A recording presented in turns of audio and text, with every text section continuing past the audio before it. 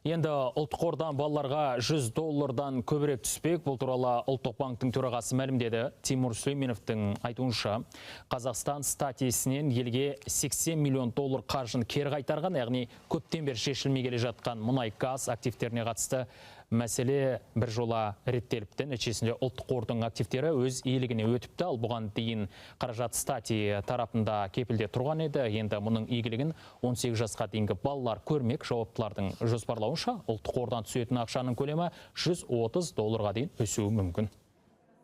Оны көрейік, өйткені ол көптеген факторларға байланысты. Мысалы, қанша бала туылды, қанша бала азаматтықтан шықты. Сондықтан оны есептеп, әрине қаңтар айында айтатын боламыз. Бірақ алдын ала есепке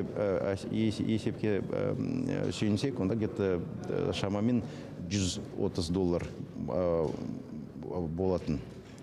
болатын шығар.